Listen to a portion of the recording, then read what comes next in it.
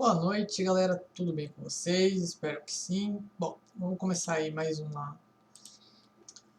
uma revisãozinha para aula, né? E, bom, deixa eu trazer aqui para cima, porque eu estou usando outro microfone agora que eu fui ver. A gente vai falar mais um pouquinho sobre a Guerra Fria e na próxima aula ao vivo a gente já termina esse assunto aí, ou fazemos uma revisão, mas enfim, a intenção é terminar o assunto, ok? Bom, para a gente começar então, dar um panorama, a gente terminou de corrigir uma atividade e agora a gente vai dar continuidade aos assuntos. Bom, então vamos falar um pouquinho sobre a Guerra Fria. Então, a Guerra Fria ela teve seu início, né? É um resuminho que eu vou passar para vocês, explicando, né? Vamos explicar. Tudo isso que eu vou falar para vocês é um resumo, tá? É um resumo do resumo do resumo, para a gente aprofundar isso nas aulas ao vivo. Então, só para vocês terem um pouco de conhecimento sobre o tema, para a gente conversar sobre eles na aula ao vivo, tá? No final do vídeo eu vou passar uma atividade para vocês do caderno de atividades, então assistam aí até o final para vocês pegarem a atividade. E bom, é um vídeo curto e só para a gente resumir tudo certinho para ficar um pouquinho mais. Então, pré-conhecimento aí para a gente conversar aí sobre isso nas aulas, tá? Então, ó, Guerra Fria, então, ela começa aí, após o término da Segunda Guerra Mundial, né, em 1945, e ela vai até 1991, quando a então União Soviética deixa de existir e volta a ser Rússia. Além disso, tem a queda do Muro de Berlim, entre outros fatores. Então, o marco temporal é 1991. Então, essa designação, né, é atribuída ao período histórico, né, essa designação Guerra Fria é esse período histórico que a gente está falando, de disputas mais estratégicas e de conflitos indiretos do que de conflitos diretos, né, conflitos físicos reais. Acaba acontecendo um ou outro, algumas investidas, mas nada assim muito grave. O foco o nome é Guerra Fria, justamente por não ter um combate quente, né? Uma luta armada tão violenta quanto a Segunda Guerra Mundial, digamos assim. Esses conflitos indiretos, então, ocorreram entre os Estados Unidos, a maior potência capitalista do mundo, ok? E a União Soviética, a maior potência socialista comunista do mundo. Bom, eles estavam, então, disputando aí uma questão de hegemonia política, econômica e militar no mundo. Basicamente, desses três tópicos, né, a política da democracia da democracia republicana e contra o comunismo, a economia capitalista contra o socialismo, o comunismo também, são duas vertentes políticas econômicas, enfim.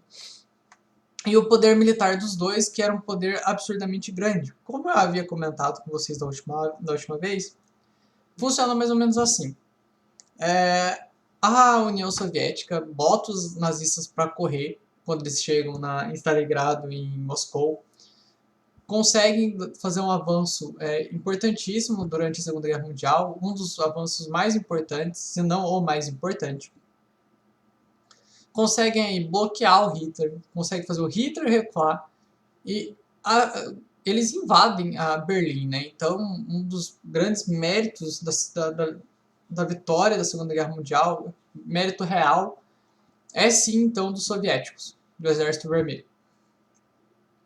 Então, os Estados Unidos, vendo esse poder todo acontecendo, esse poder imenso dos soviéticos, decide, então, atacar o Japão para pôr um fim, além de pôr um fim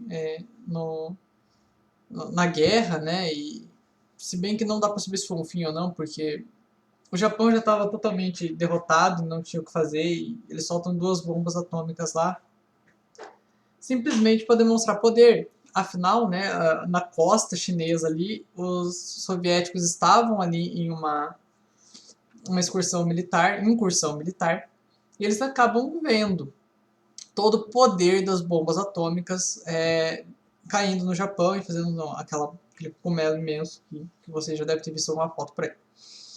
Então a gente está vendo aí dois poderes militares imensos, um batendo de frente com o outro, mas nunca ocorrendo em si uma guerra entre eles. É sempre uma coisa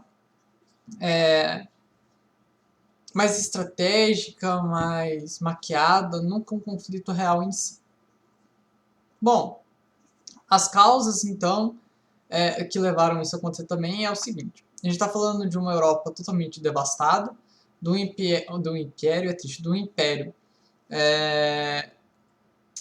Soviético extremamente grande, dominando aí uma boa parte da Europa, quase a maior parte da Europa.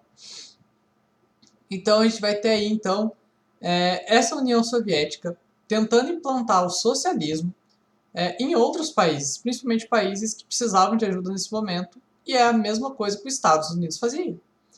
Então, enquanto os soviéticos, né, a União Soviética tentava aí, implantar o socialismo em outros países para que pudesse então se expandir a igualdade social, baseado numa economia planificada, um partido único que seria o Partido Comunista, uma igualdade social e a falta de democracia, né, justamente por não ser um sistema democrático. Os Estados Unidos, que era a outra potência mundial, estava defendendo então a sua expansão do sistema capitalista, baseado na economia do mercado livre comércio, mesmo sabendo que deu errado isso em 1930, né, 1929, mas mesmo assim estava fazendo isso. Um sistema democrático e principalmente das propriedades privadas. Então a gente está vendo aí dois contrapostos, né? Um que queria uma igualdade social e uma economia pertencente ao Estado, e o outro que queria que queria o livre mercado e cada um por si, e a propriedade privada, o sistema libertário econômico, né? Não libertário nos costumes. É até errado dizer isso, né? Eles eram liberalistas na questão econômica, mas não em outras questões. Então a gente tem quase os mesmos lados da moeda, só que com diferentes pesos, ou com o mesmo peso. Não sei dizer bem isso ao certo, fica aí na cabeça de vocês o que vocês acham. Enfim. Com o fim da Segunda Guerra Mundial, né, o contraste entre o capitalismo e o socialismo é predominante na política. A gente fala isso de bipolaridade do mundo, né, o poder bipolar, que são duas polaridades imensas disputando o poder.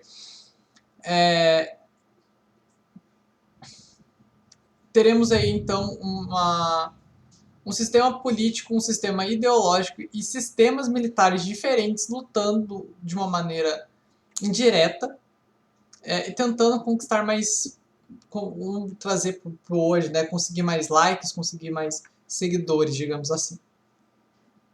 Então, né, embora eles tivessem uma rivalidade, né, e tentativa de influenciar outros países, nem os Estados Unidos nem a União Soviética fizeram um conflito armado real, pois os países tinham uma posse de grande quantidade de armamento nuclear, armamento bélico, né, também, não só o armamento militar. Os dois eram duas potências atuais, né, como potências militares. Então, embora sejam potências econômicas, eram potências militares também.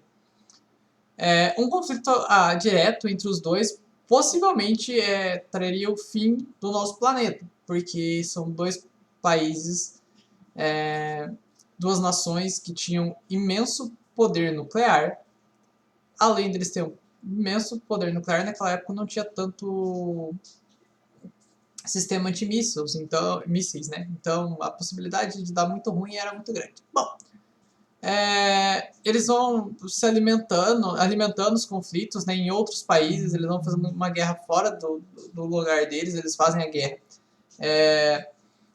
no Vietnã, por exemplo, na África, entre outros locais, e que vão ter uns certos pesos aí com isso. Bom,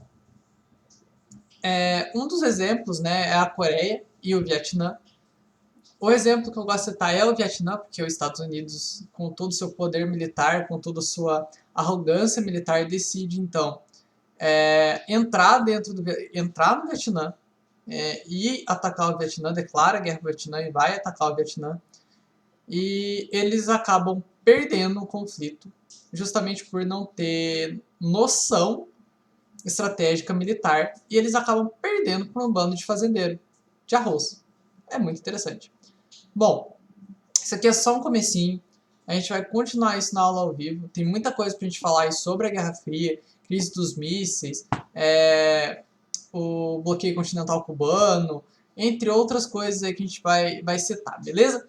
Então a gente continua na aula ao vivo, tá? Isso aqui só foi uma introduçãozinha aí pra gente entrar no mundo da Guerra Fria. A gente vai continuar na aula ao vivo e a gente termina tudo isso não sei se tão rápido, porque é muita coisa, mas a gente vai falando um pouco sobre tudo.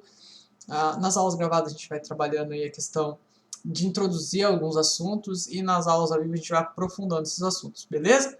Então a gente se vê na próxima aula, galerinha. Até! Abração!